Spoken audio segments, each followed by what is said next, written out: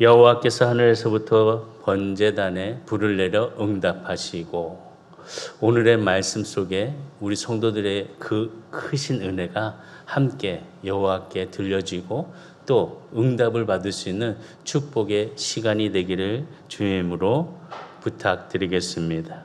무엇보다 말씀을 듣는 자세, 예배 드리는 자세가 바르게 서야 된다는 것을 말씀합니다. 우리가 주님 앞에 예배를 드리는 것은 그냥 일주일에 한 번 주일날 나와서 이 시간에 드리는 것이 아니라 진정 우리의 삶의 시작을 주님 앞에 시작하는 모습으로 출발할 수 있는 마음을 가져야 된다는 것입니다. 무엇보다 이 시간이 하나님께 기쁘게 드리는 예배가 되어야 되는 것입니다. 내 만족을 위해서 나의 그런 기쁨을 채우기 위한 그런 충만함을 갖는 것이 아니라 하나님을 기쁘게 하는 예배자의 모습으로 바르게 쓸 수 있는 우리 성도들이 다 되기를 주의로 축복합니다. 아까 찬양을 하면서 우리 장로님이 말씀했듯이 얼굴에 감사가 또 은혜가 기쁨이 넘쳐나는 예배가 되기를 바라겠습니다. 그래서 옆에 분 보면서 정말 은혜롭게 인사하겠습니다. 샬롬 샬롬. 예, 눈빛만 봐도 그분의 인격을 알 수 있다고 그러잖아요. 정말 우리 선한 성도들은 참 눈빛도 예쁘고 또 심성도 좀 하나의 은혜 가운데 함께하면 정말 감사를 드립니다. 하나님을 기쁘게 하는 예배자, 무엇을 우리가 경계를 해야 될까? 예배를 드리면서 우리가 경계해야 될 것이 참 많이 있습니다. 주의해야 될 것.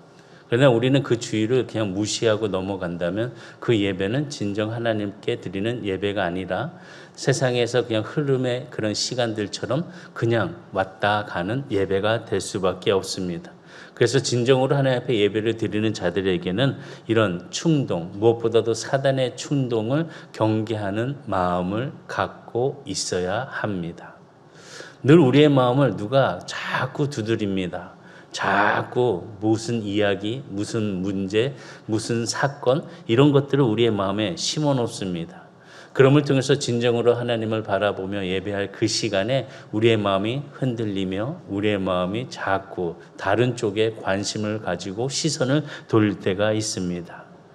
다윗도 마찬가지였습니다. 다윗 또한 하나님과의 그 친밀한 그런 가정 속에서 교제를 누릴 때 정말 하나님께서 주신 일들을 잘 세워가면서 어떤 역경과 고난 속에서도 승리자의 모습으로 그 길을 걸어갔습니다. 그런데 하나님과 친밀한 교제가 일어나는 그때 그가 상실할 때는 어떤 상황이었을까? 많은 것을 보아도 사탄이 다윗의 마음에 충동을 주었을 때에 사탄의 마음을 통하여서 다윗은 많이 흔들리고 이런 교만의 모습으로 변해가는 것을 발견하게 됩니다. 오늘 본문의 21장의 말씀을 보게 되면 사탄이 다윗의 마음을 충동하게 해서 어떤 일을 하게 되냐? 백성을 계수하게 합니다. 얼마나 되는지 백성을 숫자를 세라는 것입니다.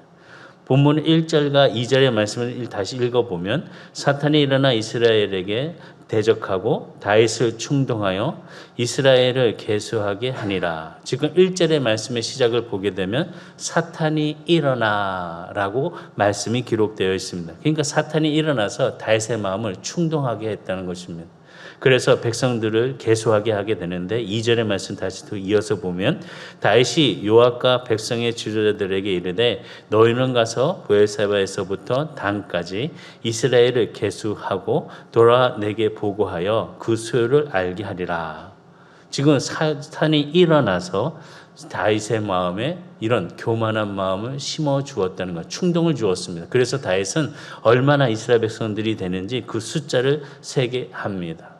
지금 이 상황을 보게 되면 다윗은 모든 것에 이루어가는 그런 통합적인 왕이 되었을 때 편안함을 누리면서 무엇보다도 아주 편안한 상태의 모습이었습니다. 다시 얘기하면 다윗이 너무나도 다 좋으니까 방심하고 있을 때였습니다. 이런 방심하고 있었을 때 마음에 교만의 씨앗이 싹트기 시작했다는 것입니다. 사탄이 이런 일들을 잘 엮어서 다윗을 격동하게 만들어서 인구조사를 하게 했다는 것입니다. 아니, 인구조사가 뭐가 죄가 될까? 인구조사하는 게 왜 교만할까? 라고 생각할 수가 있습니다. 구약 성경에 보면은 민수기가 있는데 민수기는 백성들의 수요를 계수하는 책입니다. 그런데 지금 다윗이 이스라엘 백성들을 계수한 것은 무엇보다도 하나님께서 명령한 일이 아니라 다윗이 스스로 사탄이 일어나서 그 마음에 백성들의 숫자를 세려고 했던 그 마음이 무엇이었냐면 자기의 힘과 자기의 그 모든 일에 과시를 하기 위한 모습으로 그 수를 세웠다는 것입니다. 그게 문제가 되었다는 것입니다. 하나님이 시킨 일이 아닌 자기가 자기 세를 시움을 통하여서 자기의 세력과 자기가 얼마나 많은 백성들을 다스리고 있는지에 대한 그런 모습으로 계수를 하게 됐다는 것입니다. 이것은 어떻게 보면은 다윗의 영적 교만을 나타내고 있습니다. 내가 이 많은 사람들의 왕이고 이 사람들을 이끌어갈 수 있는 그런 리더다라는 것을 지금 이 백성들의 숫자를 셈을 통하여서 영적 교만을 갖고 움직이고 있었다는 것입니다. 성경을 보게 되니까 이 계수한 일을 통해서 하나님께서는 다윗을 어떻게 여기셨냐? 악하게 여기셨다고 기록이 되어 있습니다. 7절과 8절 역대상 21장 7절과 8절의 말씀 보면 7절에 하나님이 이 일을 악하게 여기사 그냥 좋게 보신 게 아니라 하나님께서는 그 마음을 보시고 다윗을 악하게 여기셨다는 것입니다. 교만한 마음. 그렇기 때문에 이스라엘을 치셨다는 것입니다. 8절의 말씀 보면 다윗이 하나님께 아뢰되 내가 이 일을 행함으로 큰 죄를 범하나이다. 이제 간구하옵나오니 주의 종의 죄를 용서하여 주옵소서. 내가 심히 미련하게 행하였나이다 하니라. 지금 다윗의 이런 고백이 지금 말씀을 통해서 나타난 것을 볼 수 있습니다. 지금 우리는 깨달아야 됩니다. 다윗과 같은 사람도 사탄에게 격동이 되어서 죄를 범하고 교만한 마음을 심게 되었다는 것입니다. 다윗뿐만이 아닙니다. 예수님에게도 마귀가 와서 시험을 했습니다. 그러니 우리에게도 늘 찾아오는 시험이 마귀가 우리를 두루 살펴보면서 빈틈을 찾아 시험을 준다는 것입니다. 작은 것에서부터 큰 것에 이르기까지 시험을 툭툭 던져준다는 것입니다. 그렇기 때문에 그 시험의 그 문제를 가지고 우리는 마음이 흔들리게 되고 격동이 일어나서 죄를 짓고 하나님과 등을 지는 방향이 다른 모습으로 걸어갈 때가 참 많이 있습니다. 베드로 또한 이런 사탄의 격동을 경험했습니다. 베드로는 우리가 잘 알고 있듯이 예수님의 제자입니다. 그런데 그가 마지막에 예수님을 3번이나 부인하였습니다. 그가 스스로 예수님을 부인하는 그런 마음을 가졌을까? 말씀을 자세히 보게 되면은 베드로 또한 사탄의 격동함이 있음을 의미한 예수님의 말씀이 있습니다.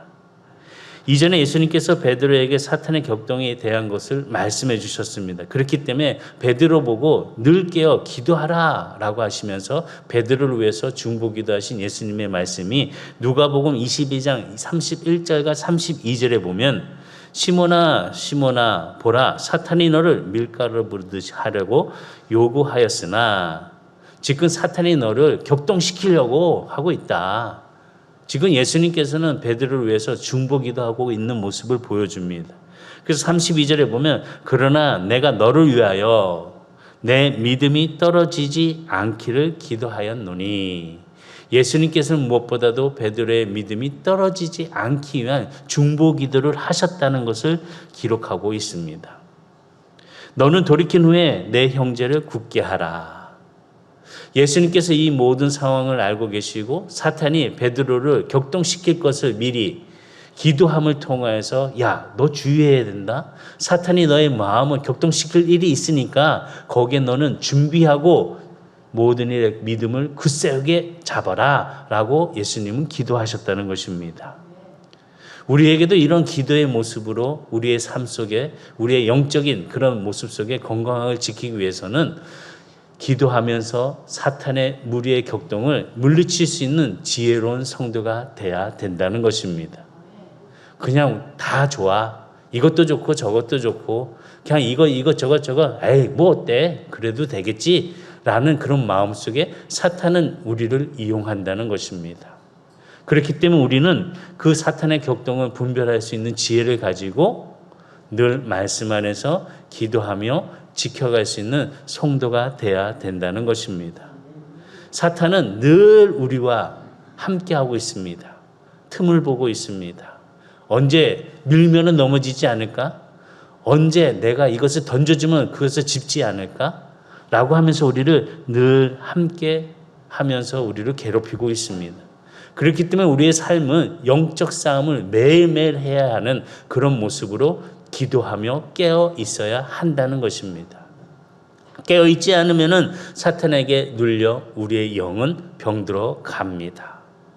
혹시 나의 영이 병들어 있다고 스스로 판단이 드시는 분 계십니까?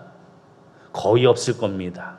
나는 건강하다고 생각할 거고 내가 하고 있는 일은 잘하고 있다고 판단할 것입니다. 그런데 말씀을 깊이 보시기 바랍니다. 나의 영은 병들어 있고 내가 하는 일이 올바르지 않다는 사실을 말씀 안에서 잘 깨달아서 바른 길로 늘 깨어 있는 신앙인으로서 승리하는 성도가 되시기를 주의로 축복합니다.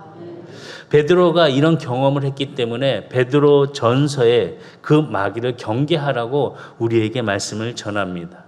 베드로전서 5장 8절과 9절에 보면 다 같이 한번 말씀을 읽겠습니다. 베드로전서 5장 8절과 9절. 8절. 근신하여 깨어라. 너희 대적 마귀가 우는 사자같이 두루 다니며 삼킬 자를 찾나니 너희는 믿음을 굳건하게 하여 그를 대적하라. 이는 세상에 있는 너희 형제들도 동일한 고난을 당할 줄을 알미라. 이 고백은 무엇일까요? 바로 베드로가 경험했기 때문에 예수님의 제자로 3년 동안 돌아다니면서 동고동락했지만 사탄이 한 번 나를 흔들어 놓으니까 내가 예수님을 부인했다는 겁니다. 3번이나 부인했다는 것입니다. 그때 마지막에 예수님의 눈빛을 바라보면서 내가 지금 무슨 말을 하고 있지? 내가 왜 예수님을 부인하고 있지? 그는 뒤돌아서 눈물을 흘리면서 참회하면서 컹컹 회개하는 모습을 우리에게 보여주었습니다. 그렇기 때문에 자신의 하나님의 복음을 전하는 베드로전서를 통해서 근신하여 깨어있으라 라고 강조하고 있다는 것입니다. 아무리 주님과 같이 돌아다닌다고 한다 할지라도 마귀는 우리를 노려보고 있다. 시험에 넘어지게 만들고 있다. 아무리 우리가 주일날 열심히 교회를 나온다 해도 마귀는 우리를 붙잡고 흔들려고 한다. 그러니 우리는 깨어 있어야 한다. 라고 말씀하고 있습니다. 깨어 있고 가만히 있는 것이 아니라 대적하라고 하였습니다. 싸워 이기라는 것입니다. 싸워져서 도망치는 자가 되지 말고 싸워서 이기는 자가 되라는 것입니다. 우리 선한 성도들이 예수의 이름으로 나의 마음을 괴롭히고 영적인 그런 어둠 속에서 헤매고 있다면 예수 이름 속에 밝은 빛을 발하시고 승리할 수 있는 성도가 되시기를 주의로 축복합니다. 그렇다고 사탄의 세력을 너무 두려워하거나 우습게 보지도 마시기 바랍니다. C.S. 루이스 기독교 변증가가 이런 얘기를 했습니다. 사탄과 악마를 지나치게 강조하거나 간과하는 것 모두가 위험한 태도입니다. 문제는 많은 사람들이 사탄과 악마를 지나치게 경시하는 경향이 있다는 것입니다. 지나치게 경시하는 경향이 있다는 것. 그렇습니다. 우리가 바라보면서 이것쯤이야. 뭐 이런 거 한 번, 두 번. 근데 그것이 우리에게 깊이 들어와서 우리의 습관이 돼버립니다. 그래서 나도 모르는 사이에 스스로가 그 자리에서 그 행동과 그 생각을 늘 하면서 괴로워하고 슬퍼하고 있다는 것입니다. 그래서 우리는 깨어 있어야 합니다. 근신하여 깨어 있어야 합니다. 예수의 이름을 가지고 일어나 승리할 수 있는 모습으로 근신하여 깨어 있는 성도가 되기를 주의로 축복합니다. 사탄은 참소합니다. 자꾸 죄를 만들어서 우리를 거기에 묶으려고 합니다. 거짓을 조장합니다. 사실이 아닌 거짓으로 우리를 자꾸 흔들어 놓습니다. 불편하게 만듭니다. 괴롭게 합니다. 그래서 혼란을 줍니다. 그리고 소란을 피우게 합니다. 사탄의 격동으로 다윗도 쓰러졌고 다윗의 영적 교만 때문에 이스라엘은 말할 수 없는 고통으로 빠지게 되었습니다. 우리는 이 사실을 기억하면서 사탄과 싸워 승리할 수 있는 그런 영적으로 깨어있는 성도가 될 수 있도록 항상 기도하는 우리의 모습이 되기를 주의로 축복합니다. 그 무엇보다도 말씀을 듣고 믿음을 강하게 할 수 있는 성도가 돼야 한다는 것입니다. 말씀도 듣지 않고 강하게 할 수는 없습니다. 말씀이 있어야 예수의 이름을 부를 수 있고 외칠 수 있다는 것입니다. 말씀 안에서 우리가 깨닫고 주의 크신 은혜를 바라보며 영적 승리자가 되어 육신의 고통도 사라지고 하나님의 크신 은혜가 임할 수 있는 모습으로 거듭나는 성도가 다 되기를 주의로 축복합니다. 세상을 이기고 사탄의 세례를 이기는 것이 무엇이냐 말씀해 주셨습니다. 믿음이라는 것입니다. 요한일서 5장 4절과 5절까지 말씀 보면 무릇 하나님께로부터 난 자마다 세상을 이기느니라. 세상을 이기는 승리는 이것이니 우리의 믿음이니라. 예수께서 하나님의 아들이심을 믿는 자가 아니면 세상을 이기는 자가 누구냐? 하나님을 믿는 자가 이 세상을 이깁니다. 우리는 무엇보다도 사탄의 그런 고통과 아픔 속에 헤어나오지 못하는 괴로운 인생이 아니라 주님의 말씀 안에서 승리자로서 예수의 그 크신 은혜에 믿음으로 나아가는 우리 성도가 다 되기를 주의로 축복합니다. 그러면 우리가 경계해야 될 것은 무엇이냐? 하나 있습니다. 완고한 마음을 경계해야 합니다. 완고한 마음이 무엇일까? 저는 이렇게 간단하게 표현하고 싶습니다. 고집. 이 고집 때문에 서로의 관계가 무너지고 이 고집 때문에 질서를 무너뜨리는 일들이 참 많이 있습니다. 혹시 고집 때문에 가족 간의 관계가 불편하지 않으십니까? 고집 때문에 성도 간의 관계가 잘 이루어지지 않고 있지는 않습니까? 이 완고한 마음을 우리는 경계해야 한다는 것입니다. 하나님이 다윗의 범죄를 통해서 이스라엘을 치실 때에 다윗은 그 치시는 그 나단 선지자와 갓 선견자의 이야기를 듣고 즉시 회개하는 마음을 보였습니다. 다시 보면 이 모습은 정말 훌륭한 점입니다. 말씀을 듣고 하나님의 말씀을 전하는 그 순간 자신의 죄를 깨닫고 즉각 회개하였다는 것입니다. 말씀을 보면은 역대상 21장 9절과 12절에 보면 여호와께서 다윗의 선견자 갓에게 말씀하여 이르시되 가서 다윗에게 말하여 이르기를 여호와의 말씀이 내가 세 가지를 내어 놓으리니 그 중에서 하나를 내가 택하라. 내가 그것을 내게 행하리라 하셨다 하라 하신지라. 가시 다윗에게 나아가 그에게 말하되 여호와의 말씀이 내 마음대로 택하라. 혹 3년 기근이든지 혹 내가 석 달을 적군에게 패하여 적군의 칼에 쫓길 일이든지 혹 여호와의 칼 곧 전염병이 사흘 동안 이 땅에 유행하며 여호와의 천사가 이스라엘 온 지경을 멸할 일이든지라고 하셨나니 내가 무슨 말로 나를 보내신 이에게 대답할지를 결정하소서 하니. 지금 선견자 갓이 하나님의 말씀을 대언하여서 다윗에게 전해주고 있습니다.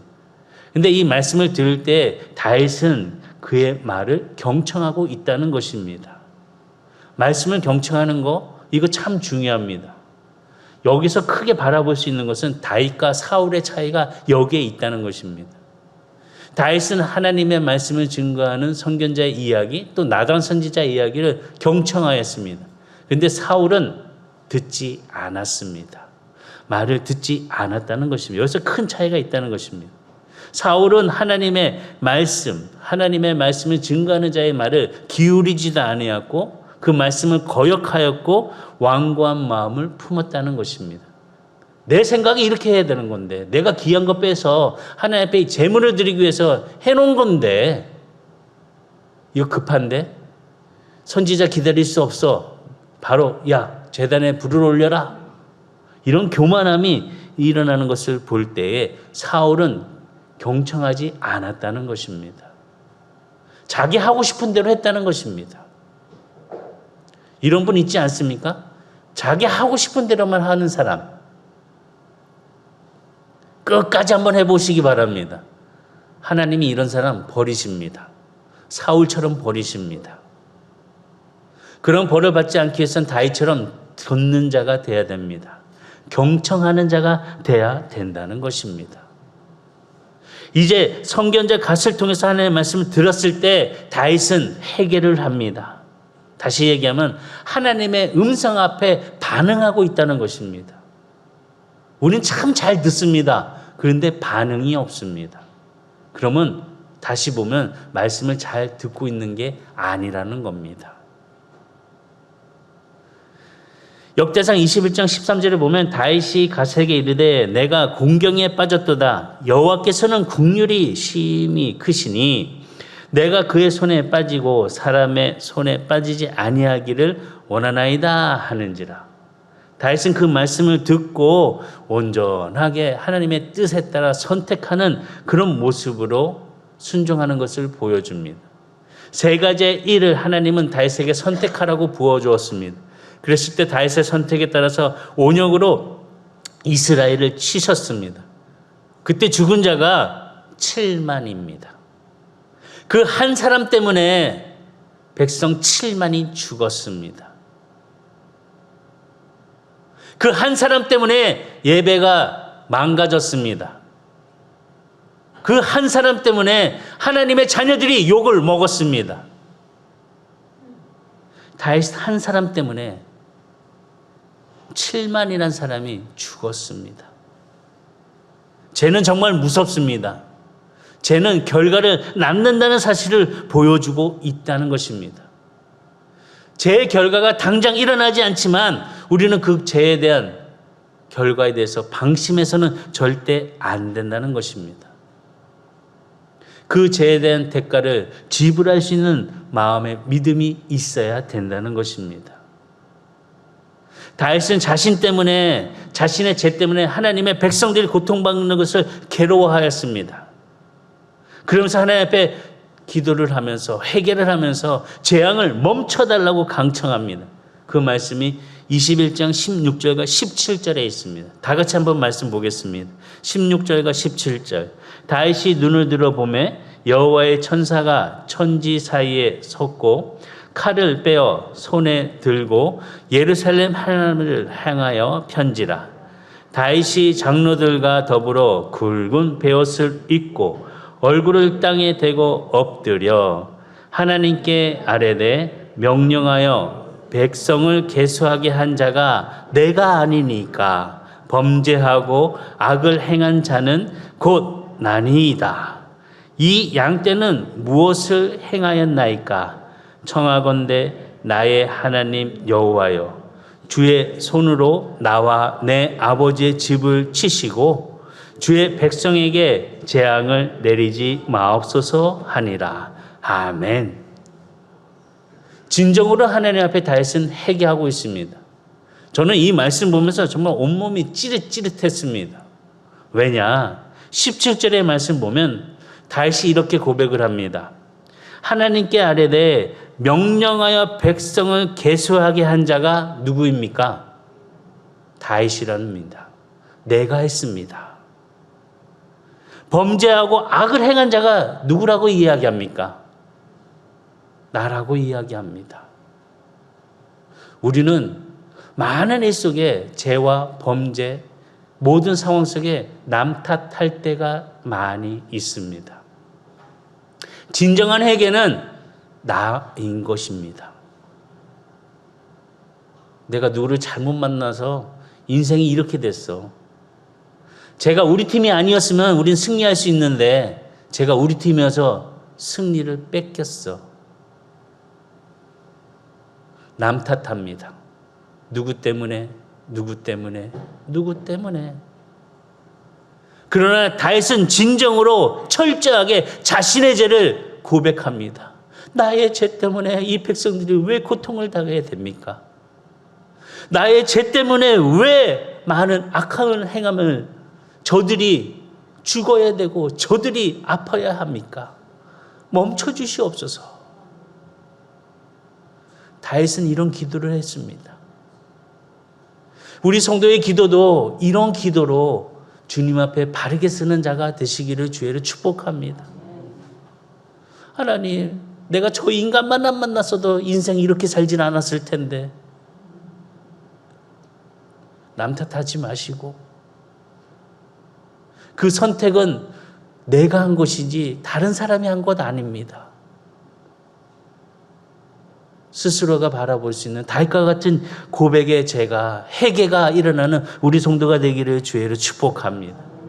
이렇게 하게 하니까 하나님께서 다윗의 회개를 받아주시고 용서의 길을 열어주셨습니다.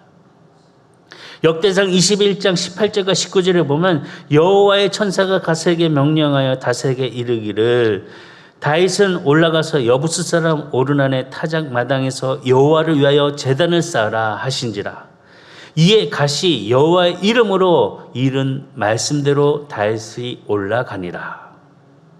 다윗이 죄를 범하고도 용서를 받았다는 것은, 새 출발할 수 있는 기회를 얻은 것은 무엇보다도 다윗이 스스로가 나의 죄 때문에 진정한 회개 속에 그의 마음이 온유하면서 상한 심령으로 주님 앞에 나와 있었기 때문에 용서를 받았다는 것입니다.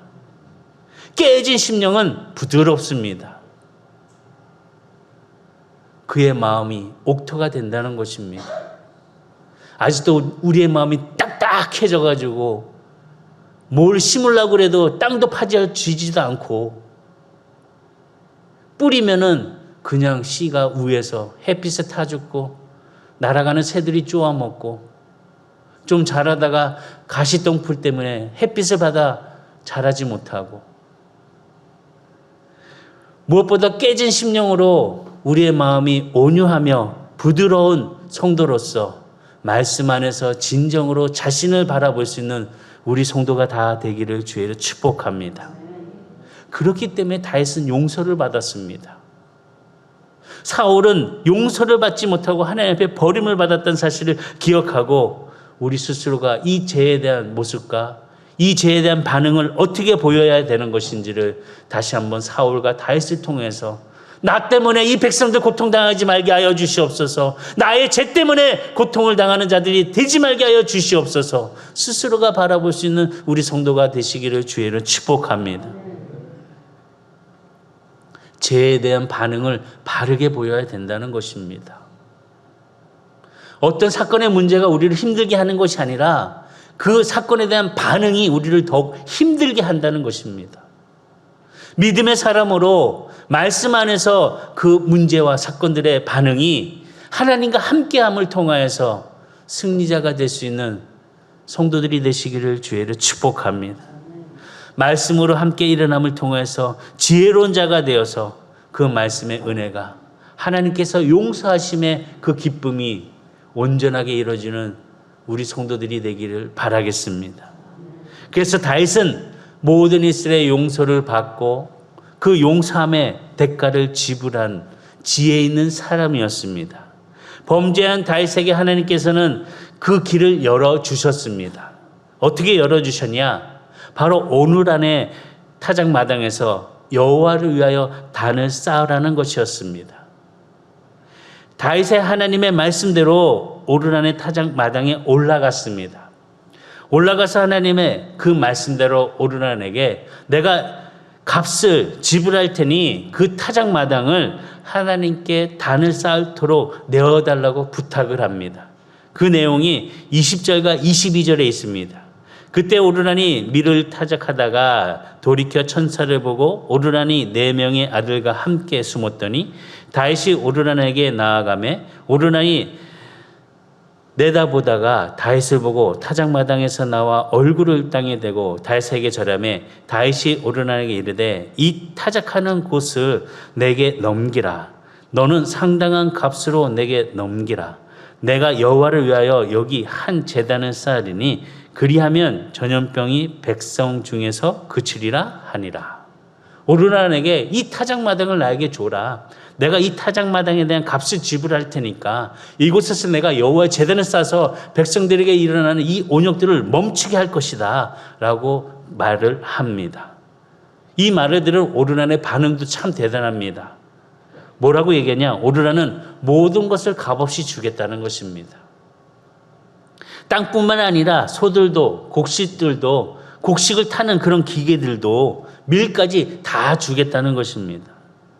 하나님의 일을 위하여 하나님과의 관계 회복을 위하여 오르라는 모든 것을 하나님 앞에 드리는 자세를 가졌습니다. 21장 23절에 보면 오르라니 다윗에게 말하되 왕은 취하소서 내 주 왕께서 좋게 여기시는 대로 행하소서. 보소서 내가 이것들을 드리리이다. 소들은 번제물로 곡식 터는 기계는 하목으로 밀은 소제물로 삼으시기 위하여 다 드리리이다 하는지라. 하나님의 제단에 예배 드리기 위해서 모든 것을 주겠다는 것입니다. 참 대단한 믿음을 갖고 있습니다. 오늘 예배를 드리겠습니다. 이런 일을 해서 이렇게 해야 되겠습니다. 그랬을 때 우리 성도들은 오르락 같은 마음을 가질 수 있을까? 정말 예배를 드리는데 내 모든 것을 드리며 예배를 드릴 수 있는 자세를 가질 수 있는 자가 될 수 있을까? 생각을 해 보았습니다. 참 어려울 것 같습니다. 그러나 우리는 오르락의 이 자세를 본받아 다윗 또한 이 모습을 통하여서 하나님 앞에 예배 드리는 것을 우리가 모범을 따라 행해야 될 줄 믿습니다. 다윗은 오르락의 제안을 거절했습니다. 아니 괜찮아. 하나님께 예배를 드리는데 그냥 드릴 수가 없지. 값을 지불할 거야. 예배에 대한 값을 지불하겠다고 이야기를 합니다. 그러면서 말씀 한번 보면 24절과 27절 다윗 왕이 오르락에게 이르되 그렇지 아니하다. 내가 반드시 상당한 값으로 사리라. 내가 여호와께 드리려고 내 물건을 빼앗지 아니하겠고 값없이는 번제를 드리지도 아니하리라 하니라. 이 말씀은 깊이 한번 생각해 보시기 바랍니다. 25절 그리하여 다윗은 그 턱값으로 금 600세겔을 달아 오르락에게 주고 다윗이 거기서 여호와를 위하여 제단을 쌓고 번제와 화목제를 드려 여호와께 아뢰었더니 여호와께서 하늘에서부터 번제단 위에 불을 내려 응답하시고 여호와께서 천사를 명령하심에 그가 칼을 칼집에 꽂았더라. 지금 다윗이 이야기하는 것을 깊이 한번 생각해 보시기 바랍니다. 24절의 말씀 다시 보면 내가 반드시 상당한 값으로 사리라. 내가 여호와께 드리려고 내 물건을 빼앗지 아니하겠고 값없이는 번제를 드리지도 아니하리라. 이 말씀을 들으시면서 뭔가 말씀이 겹쳐지지 않습니까? 나단 선지자가 다윗에게 죄에 대한 그 고백을 했을 때 많은 부자가 있었습니다. 한 여행자가 와가지고 그 자리를 대접하기 위해서 이 부자는 가난한 사람, 어린 양 하나 있는 귀하게 키운 양을 뺏어다가 그 사람을 대접했습니다. 그랬을 때 다윗이 어떻게 했습니까? 저 죽일 놈이 있겠습니까? 그랬을 때 나단 선지자가 그게 바로 당신입니다 라고 했을 때 얼마나 해겠습니까? 지금 이 말씀 보시기 바랍니다. 그 값을 지불하겠다는 겁니다. 이제는 이런 빼앗지도 않고 거저 공짜로 하는 그런 인생 갖지 않겠다는 것입니다. 예배를 드리는데 상당한 값으로 지불하겠다는 것입니다. 그런 마음의 자세를 믿음으로 지켜가는 다윗의 모습을 보게 됩니다. 그래서 그 땅값을 금 600세겔을 오르락에게 주고 하나님을 위해 단을 쌓았습니다. 번제와 화목제를 드렸습니다. 그리고 거기에서 다윗은 여호와의 이름을 불렀습니다. 26절에 여호와께 아뢰었더니 그 말씀을 신기한 성경으로 보게 되면 여호와의 이름을 불렀더니 라고 번역이 된 것을 보게 됩니다. 단을 쌓고 하나님의 이름을 부르면서 하나님의 그 크신 은혜, 그 마음의 중심을 보시고 하나님은 모든 것을 용서해 주시고 회복할 수 있는 은혜로 하늘에서 번개를 내려 불이 임하는, 제단의 불이 임하는 놀라운 역사를 그에게 베풀어 주셨습니다. 오늘 우리에게도 하나님의 이름을 부르며 함께 부를 수 있는 이 예배를 통해서 우리가 무엇보다도 지켜갈 수 있는 마음을 가지고 주님 앞에 함께 하시는 성도의 모습으로서 그 예배의 값을 지불할 줄 아는 다윗과 같이 우리 영혼의 그 값을 함께 주님의 그 크신 은혜, 십자가의 보혈의 그 값으로 지불하신 대가를 당당하게 받아 누리며 예배할 수 있는 우리 성도들이 다 되기를 주의로 축복합니다. 예수님께서 우리를 위하여 십자가에 달려 피 흘려 그 죄값을 지불해 주셨잖아요. 그 대가에 대한 우리의 삶의 예배는 값없이 드릴 수 없다는 것입니다. 그냥 친교하려고 그냥 나와서 내 마음의 욕구만 채우려고 하는 예배가 아니라 하나님 앞에 진정으로 드릴 수 있는 예배가 되시기를 주의로 축원합니다.